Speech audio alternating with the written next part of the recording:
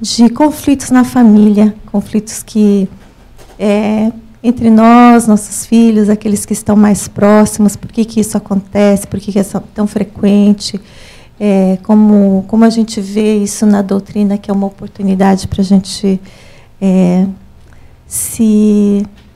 até um recomeço, né? Um novo recomeço com alguém assim que a gente tinha uma diferençazinha. E aí, nesse estudo, que é um estudo sobre em Mateus, né, o versículo de Mateus, versículo 29 do capítulo 11, só para a gente se localizar aqui, em que Jesus diz: tomai sobre vós o meu jugo e aprendei de mim, porque sou brando e humilde de coração, e encontrareis descanso para vossas almas. E em um dos comentários de Emmanuel sobre esse versículo, que ele é um texto que se chama No Caminho da Elevação, ele começa assim: abençoa os conflitos que tantas vezes, né, te doem, te amarfanham o coração no carreiro doméstico, no lar, né? Sempre que o lar apareça por ninho de problemas e inquietações. Então, achei interessante porque é um tema que a gente já veio discutindo durante um certo tempo. Houve muita troca, houve muito... E assim, aí fica o convite para todos vocês aqui que quiserem fazer os estudos com a gente. A casa oferece muitas oportunidades. E como a gente lê o Evangelho, estuda e não traz para o nosso dia a dia, né? Não traz de coração assim para a nossa fala no dia a dia, para as coisas que a gente passa todos os dias, todos os momentos, naquilo que a gente vive em casa, vive com aqueles que são mais próximos de nós, aqueles que, né, a gente não traz para o trabalho. Então, a gente vai comentar aqui um pouquinho sobre esse estudo, vai ser baseado nesse versículo, e a gente vai comentar um pouquinho sobre isso.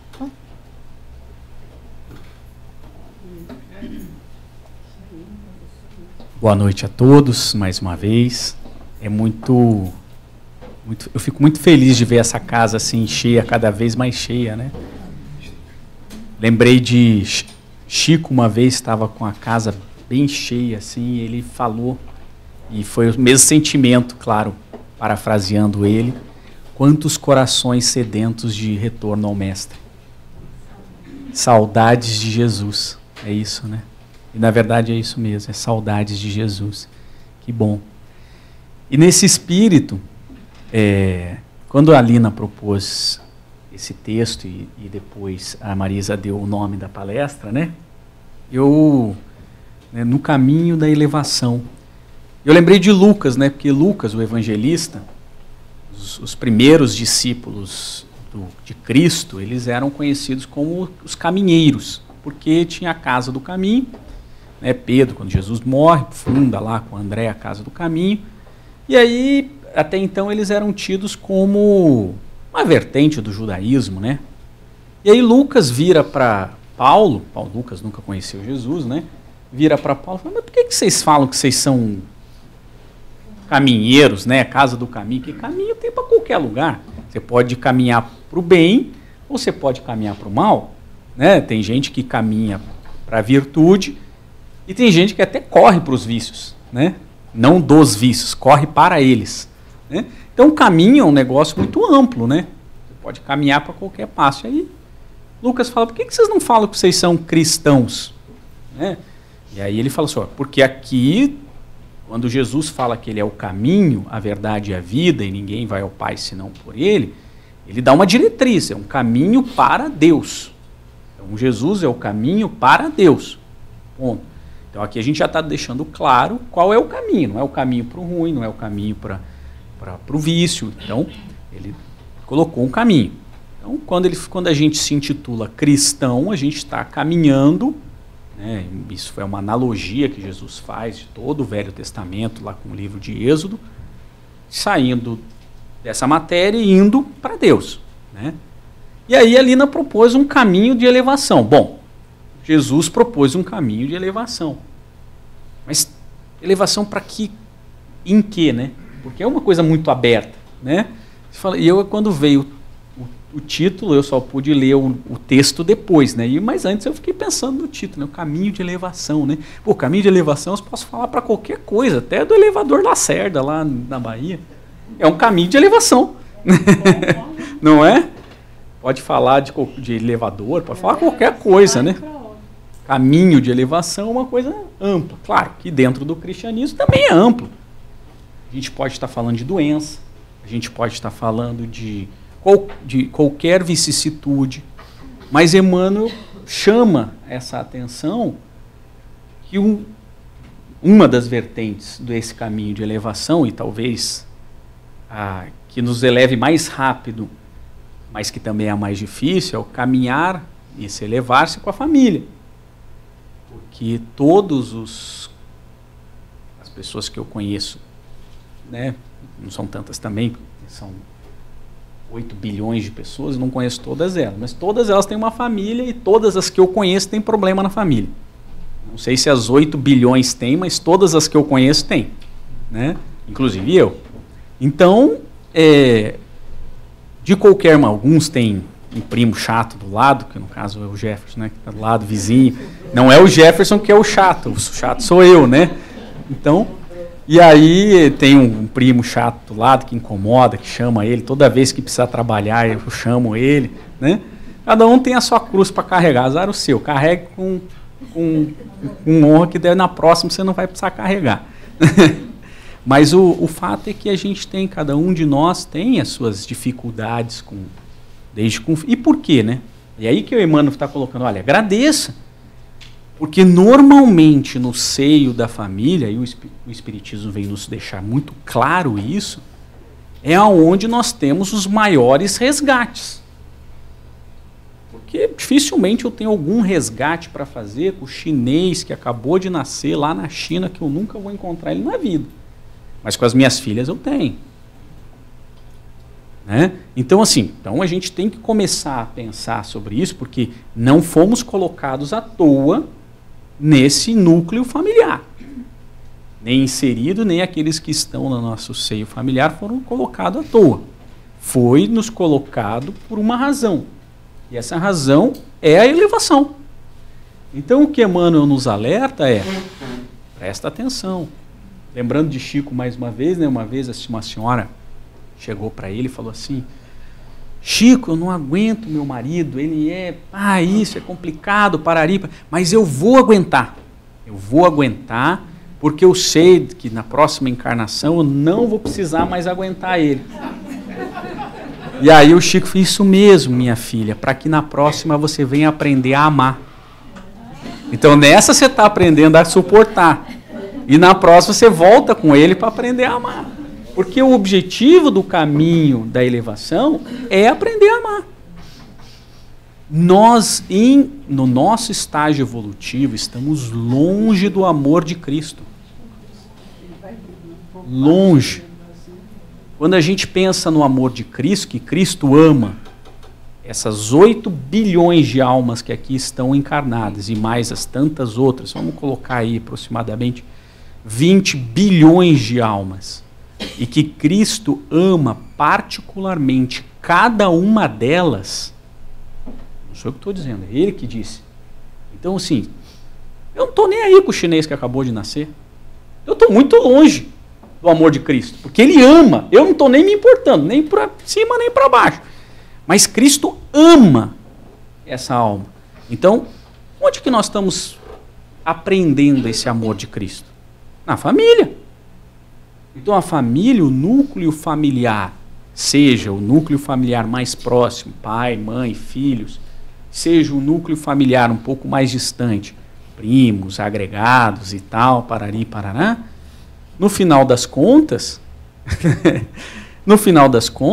nós somos colocados em nossas vidas para que a gente aprenda a amar, até a sogra. Principalmente a sogra. Sim, a minha sim, a dos outros eu estou falando, né? Então... Você esqueceu da sua, do seu lado. Não, eu tô falando, a minha não. Cristo, inclusive, veio para dizer que tem que amar a sogra. Ele não curou a sogra de Pedro? Né? Ele deu o exemplo, falou assim, a sogra, ó, Pedro, tanto que você tem que amar a sua sogra, que ela vai morar com você, e eu vou curar ela para ela morar mais tempo. Era uma boa sogra, Pedro. Pode ser só o sogro? Não, todos. E aí, então você vê que interessante, né? Quer dizer, brincadeiras à parte, nós somos colocados nesse pequeno grupo para que a gente desenvolva o amor de Cristo, embrionariamente ainda, né? Às vezes mais profundamente, às vezes um filho, né? Como a gente explica esse amor que a gente tem com o filho, mas às vezes também a gente tem um amor, mas talvez uma incompatibilidade de gênio. E aí, como é difícil você mostrar esse amor com uma pessoa que é tão diferente da gente. E essa é a experiência no caminho da elevação. Cristo está nos colocando essas... Porque as dificuldades do mundo são muito maiores do que as desavenças que a gente pode ter numa família. E então as dificuldades de Cristo na administração do mundo são muito maiores do que as nossas na nossa administração familiar.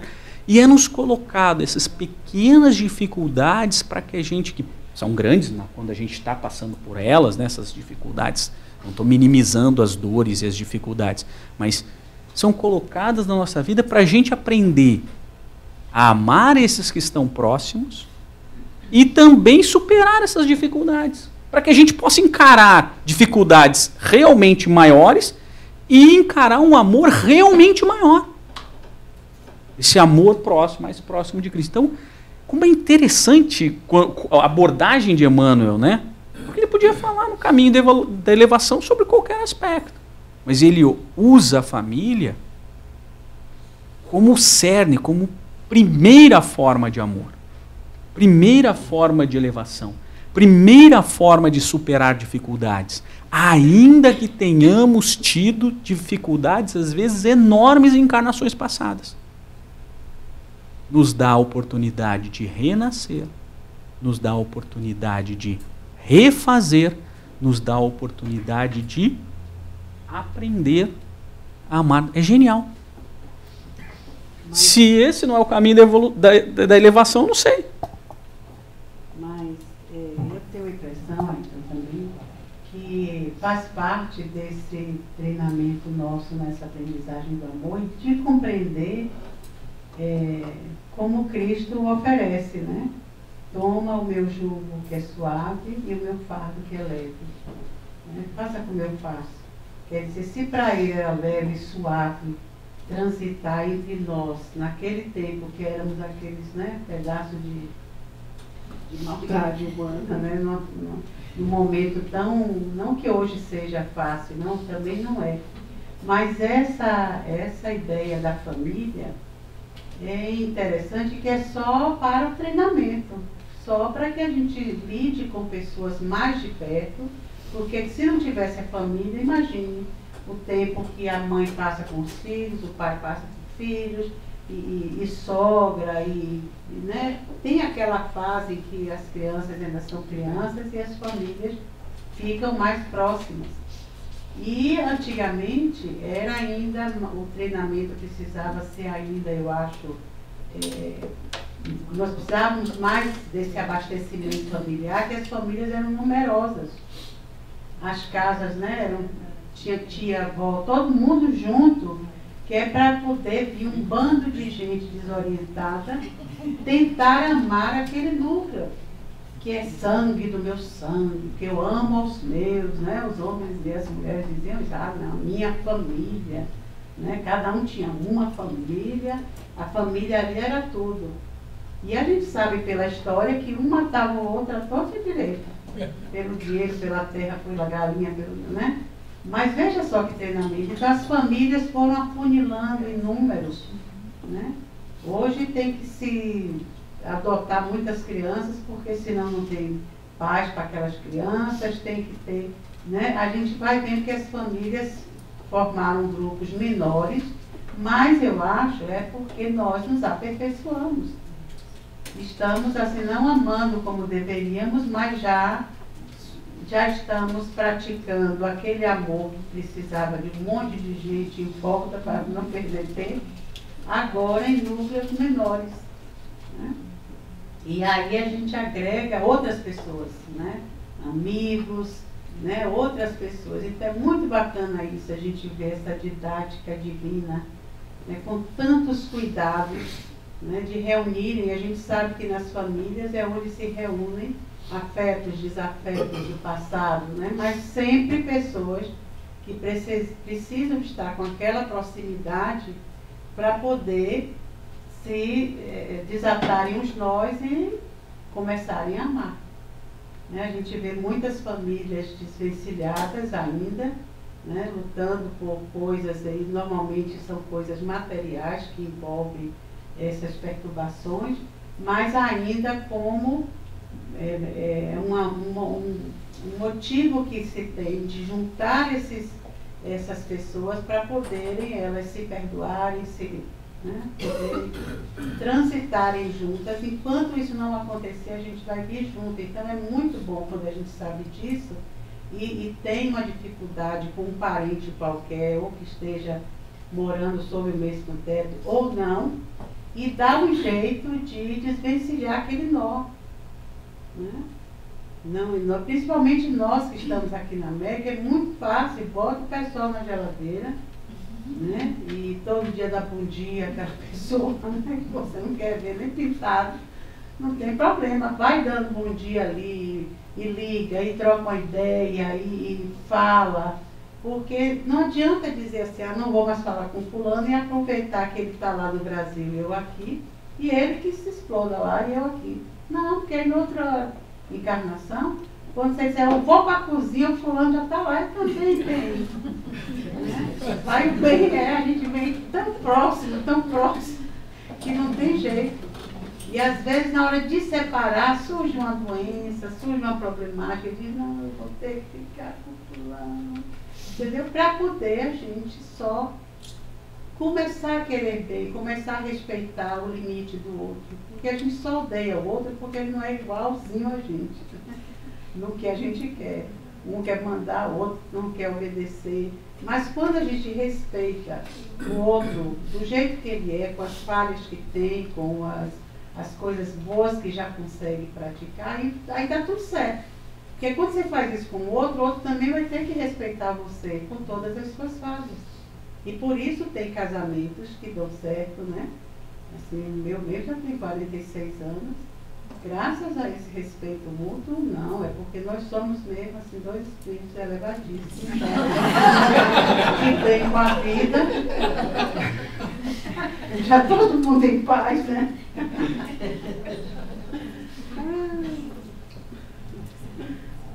É assim mesmo.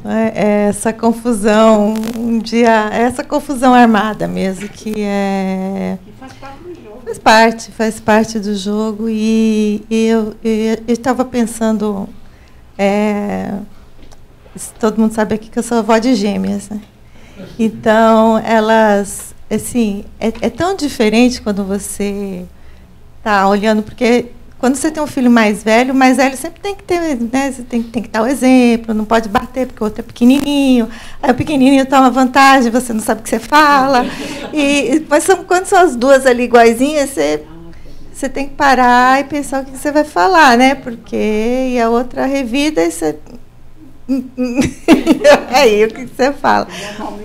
Mas aí eu fico pensando assim, gente... Se não fosse irmão para toda a vida, será que a gente brigava tanto assim, né? De se pegar? Porque eu lembro que em casa nós éramos 4 meninas, imagina, era uma pendurada no cabelo da outra, assim, o tempo inteiro. E assim, a gente não consegue fazer isso com uma pessoa de fora, não é? A gente não consegue mostrar realmente esse demônio, esse dragão que ainda existe em nós, para alguém que é de fora, né? Porque é um dragão assim que sai às vezes, a pessoa pegou no negócio que você queria, nem tocou ainda, você já está pulando em cima, está pulando no pescoço. E acho que a gente não tem essa oportunidade de ser tão agente assim, né? Então, o bichinho assim, tão mal domesticado ainda. se não for com as pessoas, às vezes, que estão em casa. Então, muitas vezes, a gente fala sem pensar, fala, machuca, e você pensa assim, mas está tudo em casa, né? Está tudo dentro de casa. Mas eu acho que essa lembrança que Emmanuel nos traz, assim, que às vezes esses conflitos maiores estão dentro de casa, não é porque a gente pode soltar esse bicho a hora que quer, mas é a oportunidade que a gente tem de aprender a controlar ele com muito mais frequência, como é necessário, do que se for uma vez aqui, outra lá, sai no trânsito na 95, uma vez a cada mês, e aí sai o dragãozinho, né? Como você não pratica tanto esse domesticar, mas às vezes a gente deixa essas respostas entrarem no automático, deixa que esses conflitos se mantenham através dos tempos, e a hora que você vê, você já nem conversa mais com a pessoa, né? Porque a gente deixou de controlar quando teve a oportunidade, deixou de conter aquela parte mais forte, mais primitiva, que é tão instintiva em nós.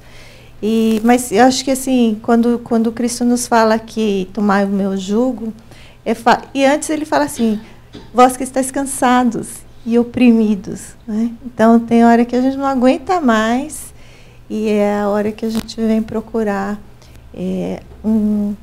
como diz aqui, um consolador, né? No Evangelho, o Consolador prometido, esse consolo que às vezes está faltando no nosso dia a dia, na nossa vida, o conforto que a gente precisa, às vezes. E quando a gente chega e recebe a mensagem de que, olha, o jugo é leve, né? E aprendei de mim, mas você aprende. Aí, quando você vai tentar aprender realmente, seguir o que ele está falando, ele fala assim: carrega a sua cruz com serenidade, né? Porque aprendei de mim que sou manso e pacífico, então tem que ter serenidade e tem que ter paciência. Por isso que eu digo que muitas vezes a gente não praticou o que devia quando teve a oportunidade, né? Em casa. E aí as coisas começam a se repetir na vida, né? Aparece no trabalho, aparece com os amigos, aparece em outras formas que vão se avolumando e vão ficando mais difíceis. É sempre mais fácil. Eu acho que a gente fala assim que aprender com pai e mãe é sempre mais fácil, né? Porque é com amor, é controlado, você está em casa. Agora, quando a vida ensina, aí já não tem mais... não tem mais luva de cuidado que tem em casa. Então, é muito mais difícil, é muito mais duro.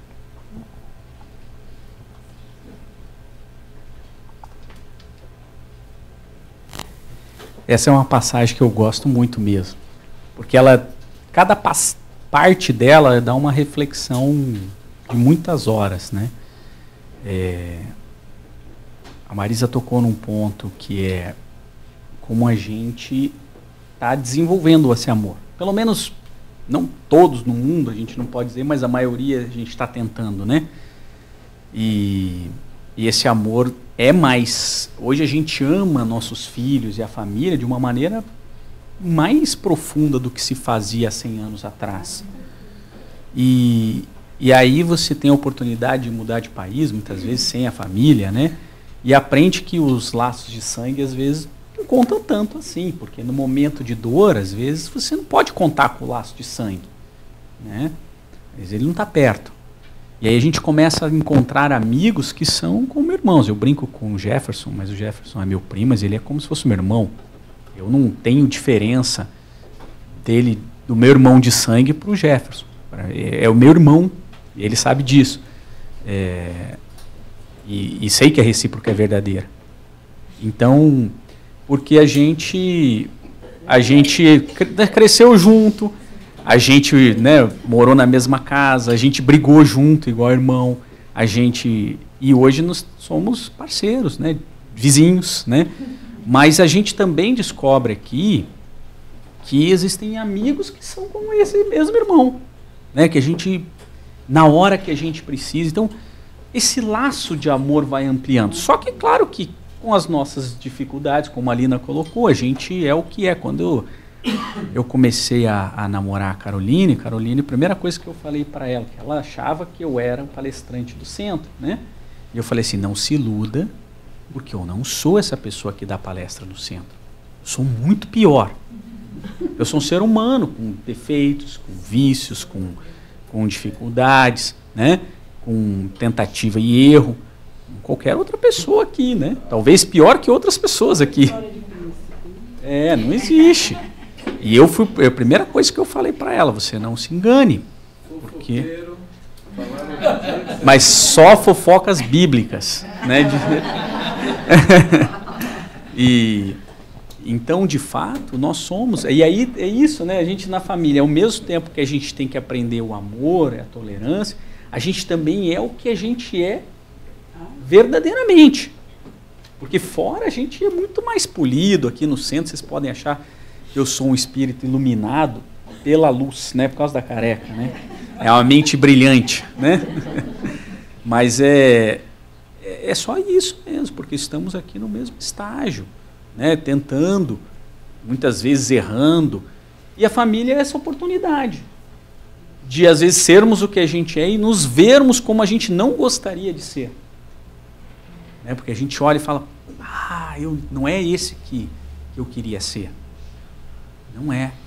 E aí a gente tem essa grande oportunidade de desenvolver. E aí a gente chega nessa passagem da Lina, que a Lina colocou do jugo. Eu gosto dessa passagem porque ela é muito metafórica, né? E Jesus fala assim, vem para mim e toma o meu jugo. Vocês lembram o que é jugo? Além de ser suco em espanhol, né? Jugo é aquele pedaço de madeira que você põe no boi, assim, para ele andar junto. Aqui o cavalo também, né? Mas é mais para o boi. E porque você tem... Oi? Cangalha? Você tem porque às vezes você tem velocidades diferentes no animal, então você põe aquilo para que os dois puxem a carroça e utilize a força dos dois. Tá? Isso é genial de Jesus, que ele fala assim, olha, vem aqui, porque quando a gente pensa em jugo, pensa numa coisa pesada, dura e tal, né? E aí ele fala assim, ó, vem, força, ou você não ir muito rápido, ou nem ir muito... E aí Jesus fala assim, vem aqui, mas para ter um jugo, você tem que ter dois. Um não faz um jugo, você vai botar um jugo num boi, só tem um boi. Então, quando Jesus fala assim, vem aqui, toma o meu jugo, ele está falando assim, ó, vem aqui que eu vou caminhar junto com você. E que isso vai ficar mais leve. Então, essa metáfora de Jesus é falar assim, olha, você não vai estar sozinho nessa caminhada. E é suave esse jugo. Ele vai falar assim... Não vai maltratar, não é nada que vai lhe ferir. E por que é suave? Essa é outra parte muito reflexiva dessa passagem. Então, quando Jesus fala assim, ó, vem aqui, eu vou caminhar com você, nós vamos caminhar junto, não estou prometendo que o caminho vai ser fácil, mas eu estou prometendo que o meu jugo é mais suave do que o outro. Ele não está dizendo que esse aqui é tranquilo e o outro é difícil. Eu estou dizendo que esse aqui é mais suave. E por que é mais suave? Porque no processo evolutivo com Jesus, é um processo pelo amor. Então veja, nós temos resgates a serem feitos, né, com várias pessoas. Uma forma de resgatar aquele que eu prejudiquei é eu nascendo com a pessoa, suportando, fazendo, e aí tendo aquela dificuldade, mas eu retribuindo, já que eu roubei daquela pessoa, eu tenho que dar àquela pessoa para mostrar o desprendimento, para mostrar... E aí você vai resgatando. Esse resgate é muito dolorido. Não é um resgate... Aí Jesus fala assim, olha, mas você pode resgatar com amor. Por isso que às vezes um mata o outro de novo. Entendeu? Demora às vezes de haver a compreensão do erro. Né? Demora. E aí Jesus fala assim, não, vem comigo porque o meu jugo é leve, porque o meu jugo, ele não só resgata, como ele gera crédito.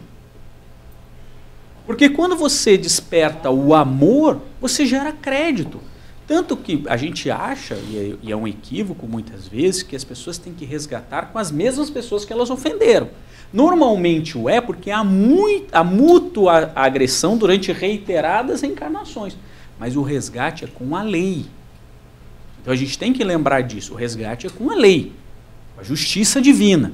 Senão, todo mundo que prejudicou Jesus, Jesus teria que reencarnar com cada uma dessas pessoas, que seja Jesus sendo o espírito crístico, reencarnar com cada uma para poder resgatar. É por isso que ele diz que o fardo é leve. Porque quando você vai a uma proposta dessa, que o jugo é suave, ou seja, vai através da proposta de Jesus, quando você estiver na reencarnação, que poderia ser dura, porque você vai cego de raiva, querendo se vingar do que o outro lhe fez ou fazer da mesma forma. Mas através do fardo leve e do jugo suave, você vai perdoando a pessoa. A proposta é essa, é amar, é perdoar para poder amar. Então, quando você tira a dor da raiva, do ódio, do desejo de vingança, tudo que nos causa doença, a gente sabe disso. O que é que adoece o corpo e a alma? São essas energias doentes que a gente carrega, né?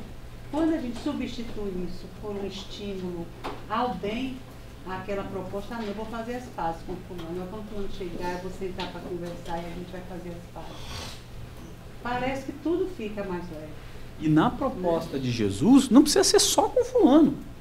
Porque aquele que estiver labutando no amor, trabalhando no bem, vai fazendo crédito ou quitando débitos. Porque o resgate não é necessariamente só com a pessoa, é sobretudo com a justiça divina. Então, aqueles que atingiram esse momento... Você já perdoou, então você não precisa. Não precisa. E aí você vai criando crédito. Então, por isso que ele fala assim, olha, imagina quanto que nós ofendemos. Muito mais do que os que estão encarnados e a gente passando no seio familiar, a gente ofendeu muito mais gente no transcorrer da reencarnação, das diversas reencarnações. Alguns deles estão aqui conosco agora. E se a gente estiver resgatando com esse, trabalhando no amor de Jesus, que é isso que é o convite de Jesus, quando ele diz que o fardo é leve, e ele fala que ele é manso, que ele é pacífico, quando ele estiver trabalhando nesse amor, você já está quitando com os outros que não estão encarnados aqui. E não é com eles, é com a lei. Então veja como é interessante, essa passagem é muito profunda quando Jesus coloca. Quando você perdoa e se perdoa, já quitou. Porque o outro que queria se vingar, ele também não vai mais sentir a vibração ruim. Por isso que as famílias são necessárias, porque quando reencarnamos com os inimigos, né? Não somos mais inimigos de nós mesmos nem do outro. O outro sente isso, pode até reencarnar com uma certa proposta, a vingança, mas quando recebe aquele influxo de amor, né? Normalmente mães com seus filhos, né? Que o pai carrega, o menino chora, a mãe carrega, ele se cala, ou vice-versa, né? Mas o pai e a mãe estão tão amorosos naquele processo, e é essa ajuda mútua das famílias, né? Que vão ajudando os outros. Aquela criança começa a sentir, à medida que vai se desenvolvendo, o amor daquelas criaturas. Não mais rejeita, não mais, porque houve uma troca de energia diferente quando ele se aproximou. Então, é fantástico isso. Quer dizer, o bem que a gente faz para nós mesmos é inigualável. Que às vezes a gente fica, não, mas fulano merece isso. Fulano merece o que a lei também tiver, né? Com ele. Cada um com seu fardo. Mas se você abraça o fardo que Jesus oferece, na leveza que ele oferece, aí tudo vai ficando mais fácil.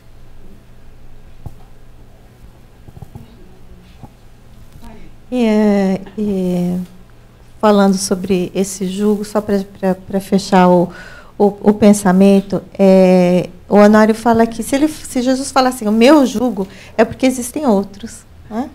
E esses outros que a gente se submete tão facilmente, porque assim, faz parte da evolução, é o que a gente, né, do egoísmo, das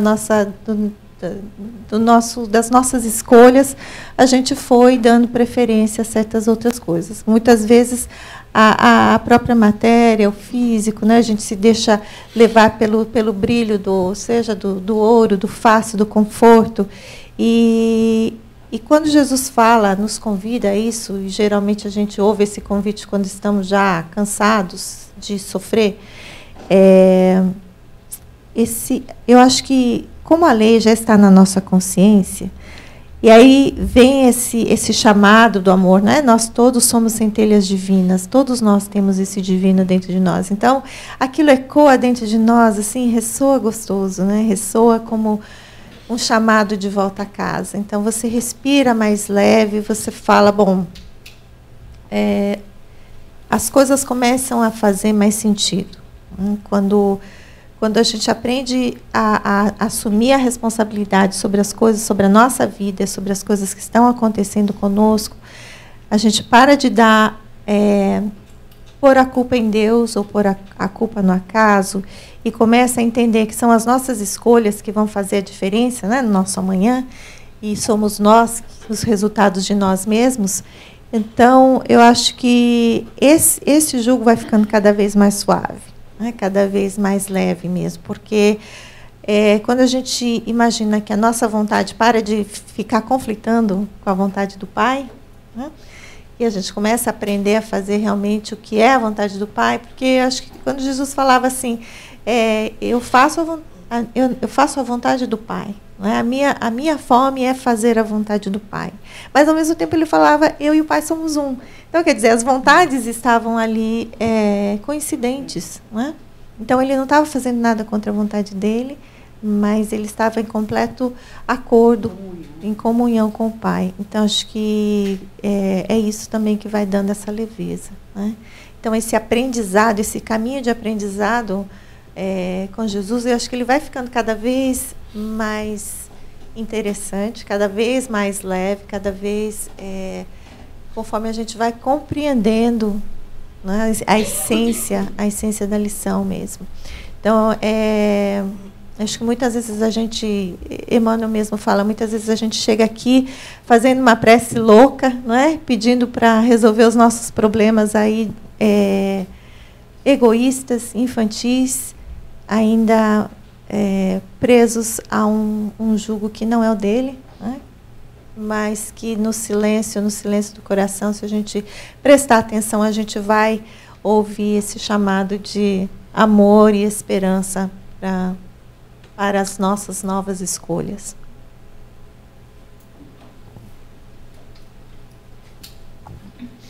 Só para a gente concluir essa passagem, quer dizer, a gente nem chegou ainda no final dela ainda, né? A gente falou sobre a primeira parte, né, do jugo, a gente falou que qual é o caminho, né, e tal. Mas aí a continuidade dela, só para a gente terminar essa passagem, e aí eu vou para minhas conclusões já imediatamente, ele diz assim, né, e aprendei de mim, que sou manso e humilde. Então, como a Marina colocou, tem vários fardos aí, né? O que Jesus está colocando é o fardo do manso e do humilde. Exatamente isso, né? No final das contas, e isso tem muito a ver com as bem-aventuranças, porque lá no sermão, ele fala assim, bem-aventurados os mansos e os humildes, e os pacíficos, né? E aí? O que é isso exatamente? Porque tem duas promessas nessa passagem. Nessas duas passagens tem duas promessas de Jesus para quem seguir esse caminho.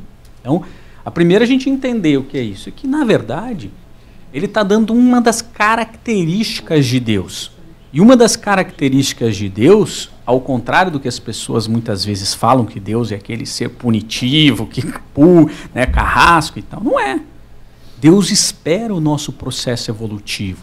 Ele faz o ensinamento com leveza, ele faz o ensinamento paulatino, porque ele sabe que existe um caminho mais rápido, mas ele só não é eficaz. E o caminho mais rápido é o caminho da força.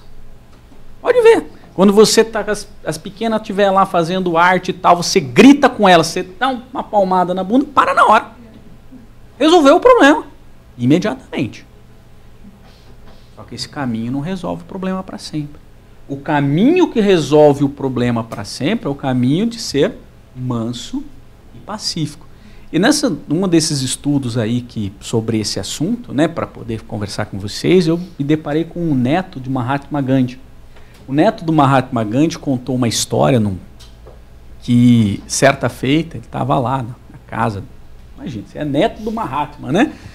E aí você vê o Mahatma Gandhi verdadeiro, né? Como ele era. E ele contou que uma vez ele tinha aprontado e feito uma coisa muito errada, não falou o que é, e que aí começou uma confusão na família dele e tal, não sei o que lá, e a mãe levou ele pro avô, né? E contou o que ele tinha feito. Aí o Mahatma Gandhi olhou para ele e falou assim: eu não acredito, meu neto, que você realmente fez isso. Você realmente fez isso? Ele falou: fiz. Ele falou assim, ele esperando a punição do avô, né? Ele falou assim: eu fico muito triste, mas muito decepcionado, porque eu não consegui ensinar para você, meu neto, ser manso. E por conta disso eu vou ficar 2 semanas sem comer. Aí o neto ficou olhando, ele achando que a punição era para ele, né? E o Mahatma Gandhi falou assim: olha, eu não consegui passar para o meu próprio neto, eu que sou a voz da Índia, que tem que fazer uma libertação através da paz, não consegui passar para o meu próprio neto. Então eu vou ficar 2 semanas sem comer. E aí sentavam à mesa, todo mundo comia, inclusive o neto, e ele não comia. E aquilo foi deixando o neto constrangido, né? Pô, passou uma semana, ele falou assim: vô, por favor, coma. Eu prometo que eu nunca mais vou fazer isso. Essa é a lição do manso. Essa é a lição. Porque a lição do bruto resolveria rápido, mas não seria eficaz. A lição de Jesus, que é a mesma lição, né? Ela resolve a longo prazo. Então, quando ele fala isso, e aí ele promete: se você for manso e pacífico, quais são as 2 promessas? A que está aqui nesse versículo, vai: e achareis descanso para vossas almas. Não, bem-aventurados os mansos, que eles herdarão a terra. Não, essa é a primeira lá, mas é nessa passagem aqui ele faz essa é a primeira promessa. Mas essa promessa dessa passagem aqui do texto do 11:29, ele diz assim: então a primeira promessa é que achareis descanso para vossas almas. E lá nas bem-aventuranças ele promete: herdarão a terra. É a mesma promessa no final das contas. Porque só vai herdar a terra no processo evolutivo, porque a terra vai evoluir. O planeta Terra está no processo de evolução. E só vai ficar aqui, só vai herdar a terra e, consequentemente, ganhará o descanso as vossas almas, aqueles que forem mansos e pacíficos. Não é interessante? Então, essa é a promessa. Se a gente conseguir transformar o nosso ser nesse ser que Jesus está nos pedindo, nesse jugo que Jesus nos coloca, a gente vai herdar a terra. E vai ter descanso. Porque daí, claro que todo aquele débito está com amor, é só amor. E aí eu quero chegar nas minhas conclusões finais. Quando eu estava vendo sobre tudo isso, a primeira coisa que me lembrou foi Bartolomeu. Bartolomeu o apóstolo. Quem não conhece a passagem está lá no livro Boa Nova. No livro Boa Nova, Bartolomeu era um apóstolo que gostava muito de Jesus e seguia Jesus, mas ele tinha uma tristeza. Bartolomeu era muito triste. Bartolomeu sentia que ele não estava no lugar certo nunca. A família dele, a mãe morreu, o pai não dava crédito para ele, os irmãos, porque é aqui, ó, conflito familiar, os irmãos caçoavam dele, achavam que ele não tinha sorte nos negócios. E aí ele estava assim, ele gostava muito de Jesus, mas ele não sentia bem com a vida. Então todo mundo era ruim. Todos em volta dele eram ruins com ele. E ele se sentia triste. E aí Jesus começa a falar sobre, a passagem chama-se Bom Ânimo. E aí Jesus começa a falar assim, falar sobre a Boa Nova, o Evangelho, né? O Evangelho, que significa Boa Nova. E que ele fala: você já viu uma boa nova ruim? Jesus fala assim: boa nova só pode ser boa, né? Ela não pode ser ruim. E Jesus vai contando da boa nova de Jesus, como não sei o que lá, que é o Evangelho, é um lugar de muita felicidade, que é uma promessa de felicidade, que o Evangelho de Jesus é de alegria. E que o reino prometido por Jesus é um reino feliz, onde nós viveremos em felicidade. Bartolomeu, escutando aquilo, assim, falou assim, mestre, né? Resolve a pergunta, mas eu entendo, né? Mas a gente não consegue ser feliz o tempo todo, né?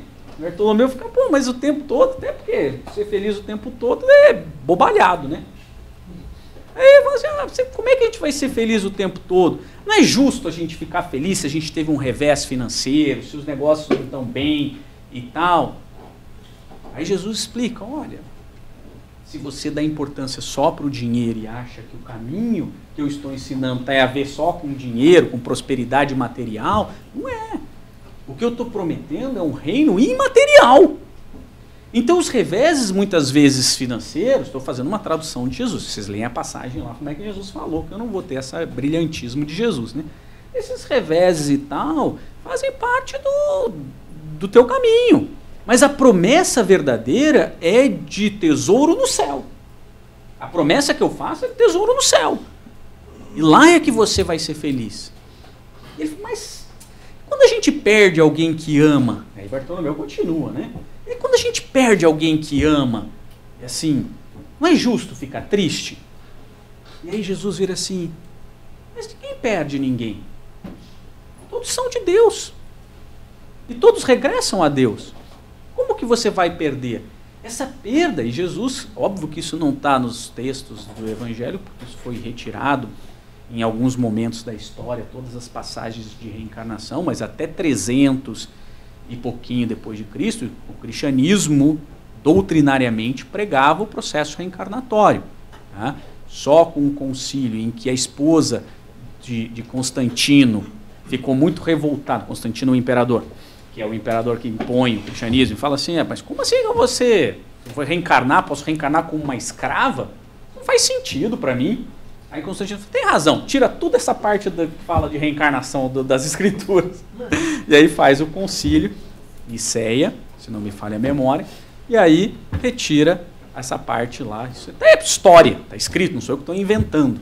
Como eu digo, eu posso até aumentar, mas inventar eu não invento. E aí, então Jesus falando, olha, mas como que você vai perder alguém? Todos vão se reencontrar no reino de Deus. Então ninguém vai perder.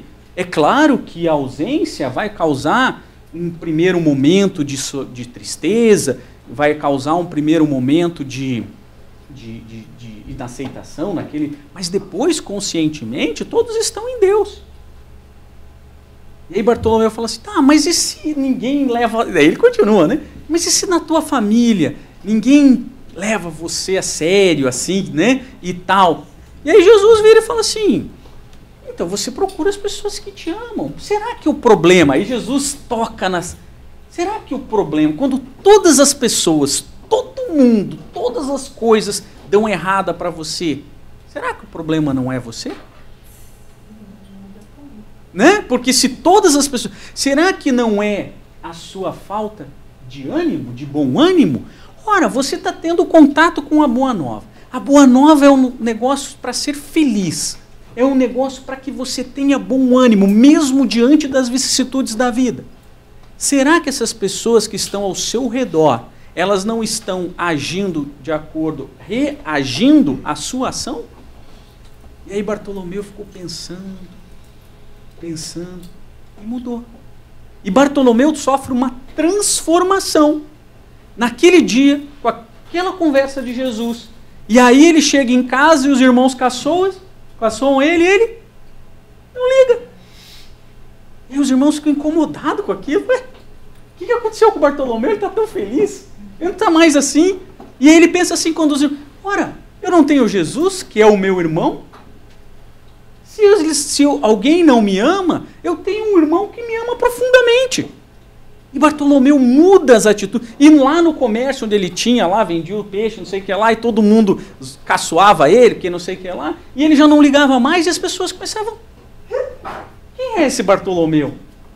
E é isso. Então, os problemas nós vamos ter.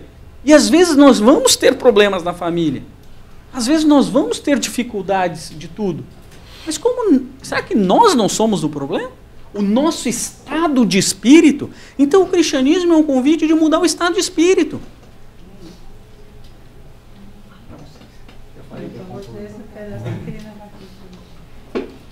justamente isso. Deixar o fardo pesado que somos nós, com nossa cabeça dura, né? Descansar um pouquinho e adotar uma outra linha. A gente adota tanta coisa na vida, né? Ah, é bom ginástica, ah, é bom correr, né? É bom deixar de comer isso, de comer aquilo. A gente se adapta a algumas regras novas, né? Por que não podemos buscar algum estímulo para essas regras que lidam com os nossos sentimentos, com as nossas emoções, que aí a gente vai poder realmente fazer com que o nosso corpo se nutra profundamente. Não só o corpo vai ficar mais nutrido, mas quando sairmos deste corpo nutrido, levaremos uma alma maravilhosa para habitar qualquer outro corpo, inclusive corpos mais doentes do que estamos tendo nessa encarnação. Porque a alma vai estar saudável. Então a gente vai encarar aquele novo corpo que vamos, puxa, mas na vida passada, na encarnação passada, foram tantas coisas que eu me mantive assim, bem light, para poder ficar, né, dentro com os meus sentimentos e emoções melhor. Por que agora eu estou envolvido numa encarnação em que tenho essa dificuldade física? São outros aspectos dos desafios que a gente abraça, né, para que a nutrição interna seja ainda melhor. Então não é pela leveza, daquela leveza, não só baiano que tem essa leveza assim, de realmente ficar acima do bem e do mal, né? Não, só baiano. Por isso que os baianos com mais cabeça vêm para a América enfrentar desafios bem bacanas para poder. Mas é uma verdade, porque a gente às vezes fica em busca de uma cura no corpo, né, que não vai ter. Né? A gente vai envelhecendo, aí vai vendo agora os novos corpos, os novos rostos, os novos cabelos, novos isso, né? Daqui a pouco, quando aí, que idade você tem? 90 anos, mas todo meio assim, coitadinha. Né? Vejo, na Maria Braga está com bons tratamentos, mas eu ficava com medo danado dela, assim, porque você sai ano, entra ano, ela procurava ficar mais bonita, mas já não tinha má pele, né, nas coisas. Mas aí vão vindo coisas que fazem isso acontecer no corpo. Mas se a gente esquecer de fazer todo esse melhoramento na alma, não adiantou, porque daqui a pouco vai parar mesmo a máquina, o corpício vai de $1 milhão, vai lá virar pó, e aquilo que não custava nada em termos materiais, apenas um exercício emocional, um exercício espiritual, para que o nosso espírito, quando realmente saísse da carcaça, pudesse ter um voo pleno e saudável e feliz, né? Paralisado. Ficou paralisado. Mas só para fechar aqui, para a gente terminar aqui esse descanso para as vossas almas, para a gente não ficar também se enganando que esse descanso é a gente cruzar as mãos, ficar deitado ali nas nuvens tocando harpa, não é? Esse descanso que o mestre nos convida, ele é um movimento na vida, né? Tomar a nossa posição na vida, mas realmente com essa tranquilidade, com essa serenidade que o jugo dele provê, e que também não esquecer, não é, que isso é da alma, não é do corpo físico, como Marisa também explicou. Então eu queria agradecer muito você.